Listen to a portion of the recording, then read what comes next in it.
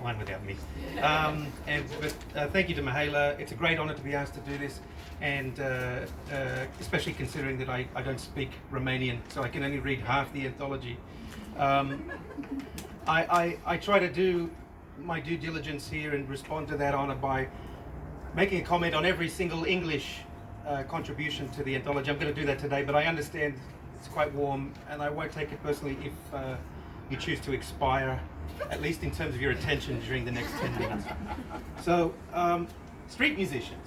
All right, everybody, I think, would know at least some variation of Walter Pater's aphorism that all art aspires to the condition of music. If that's true, then all artists might aspire, as I do, to the condition of a musician. And as you've heard already today, a street musician is sometimes called a busker. That's a word whose etymological cognate comes from the Spanish to mean seeker. Okay, so a busker is a kind of seeker. The busker is also a performer, a clown at times. Sometimes they're just a beggar in disguise. And I can think of no more apt description of the writing life than seeking beggary. In Renata Adler's Speedboat, the classic text, she describes writers as those beings that wander itinerant the open streets, hovering over the refuse of ordinary life, seeking to sustain themselves by attending to what others have discarded in the everyday. Well, in that case, the first Australian English seeker in street musicians, Geneva Valak, begins this half of the linguistic ensemble with a swan song. There's a scene where an adolescent digits dance on ivory scales to the rhythm of knuckle-cracking rulers, weaving lullaby warmth along the icy crack of unforgiving keys, and the rack of song flowing out into the world like emerald river spooling around an open sewer tract. Our next beggar, Peter Cartwright, he sits in the evening heat of a grey and groaning land, a troubadour singing the mudblood admixture of wild soul and green seas in distant lands. His voice, a southern chieftain's stock, with flourishes of fey fairy folk and a fiery transfusion of Danny Boy whimsy, all consonant beneath the moon that rises over Skibbereen, Cork and Bantry Bay. This Irish rebel's ransom of my favourite song from Dylan's Time Out of Mind, kidnapped to a wild lands by a restless poet's heart. Myra Kosh plays a piano for sale, where a virtuoso's swollen fingers are a banishment from the land of song. He's exiled to endure a crowd of shopping centre amateurs for eternity. His clumsy rolling and tumbling down an upright's keys ring discordant in ears too finely tuned for vulgar agitation. Lost, Lana, losing touch, grips the consolation of the past with one arthritic claw and with the other hand lets go. Seekers of a different feather gather in S.E. Crawford's Local Players, where the top billing is a jurisdiction of the garden variety Olympian divers come hit squad gangsters, whose polyphonic calls encompass variation vast and complex as the land itself, with pipe, piccolo, the northern morning and a two-note flute to sunsets far-flung as Pittsburgh, where the song sparrow's music is first among the spectre long-remembered dawns. Our next seeker is Daniel Vieira, who swears a symphony is everywhere the will to listen lingers. An unlucky Jack, under the shadow of storm clouds set on his misfortune, marches misanthropic on the crack. He's baptized in his own blood, and in doing so he summons up a fulsome phantom prophesying change on a tree limb beating to the wind and rain, an oracular orchestra of ordinariness leading to the flickering light of doorway egress from all Jack's gathering darkness. And Carol Amos knows that in an age before Australian idols and got talents and X Factors, to be discovered can be a bustle in the hedgerow. Through certain curtains of a lounge room audition, a baffled Mrs. Salverston observes the folk stage of a footpath, a trembling tenderness of floating notes and tingling nerves, reverberating sweetly on the charms of innocence and air. In the opening epigraph of Street Musicians, Dr. Oliver Sacks recommends music's unique power to pierce the heart directly, and nowhere is this puncturing more marked than in the iterated tower of love and influence Augusta Supple has assembled in her played list, where that broken record of the heart still sings sweetly the linear notes of reluctant angel millionaires, Polish puppeteers, lingerie'd rocket men, and inky blue-eyed bruises. A woodwind orchestra blows through the empty streets of Robin Young's Universal Orchestra, the overtures of a symphony, alliterated instruments whose breadth and breath bellow over continents in a melody that brings the beat back to broken hearts and returns the trumpets to 100 million lonesome lips, whose swanning songs blow open the portals of the soul to starry promise in the singing street. Slipping through some faraway magic of moment are Robert Dunn's echoes. It's a scene stirred from dreams by a tambourine man, a dance between fate and confusion where the moves are commands, hands up and freeze, and they are answered by the ellipses that lead into temples of electronica, where the high priest of synced hips and arm faders gives sermons in the name of bass that leave the dancers wet and spent. There are echoes too, in the Ginsberg howl of Neil Collis's saxophone cry, with the doomsday ghost of Charlie Parker dancing hallucinations and blowing blue-eyed soul variations, with smoky underground visions of immortal melodies along the endless stream of time, the undertow of yesterdays, the lost highways of a cappella adagios calling in the key of Billie Holiday.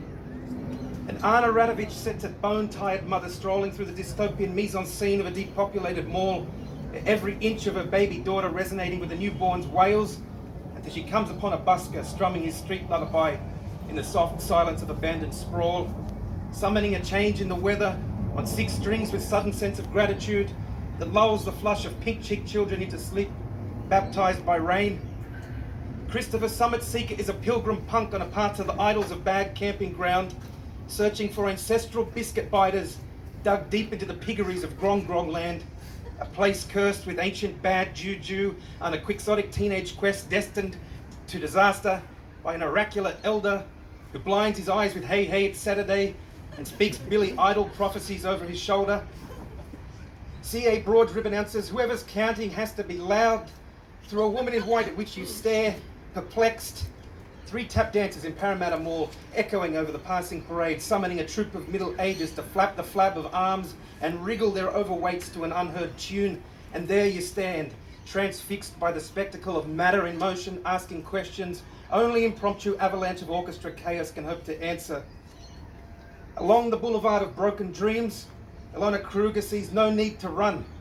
Under a cover of shadows, amidst the pop and fizz of gossipy chit-chat in the air like static, the sickly effervescence of a party slicked with soda pop and paper masks, the pressure of young suitors with offered hands, the brain belt of banging songs and choking smoke, all points to a singular alchemy of escape, the elixir of solitude on the street outside and far away, where the alliance of pattering rain and caressing breeze plays in heroine's air. And Bill Collis is searching for a certain troubadour, the Midwest Hobu Hebrew, born-again brimstone preacher of Nobel Prize protest gospel Americana in a song for Bob, where the changing times have ceased their chiming, and shared dreams are the fading memories of lonesome highway calls. It's not dark yet, he hesitates, but it is getting there. And then maybe he thinks, tonight I'm just another crazy refugee lighting candles in the wind for ones I've loved and skies above, singing up a one-way flight to home and back to you.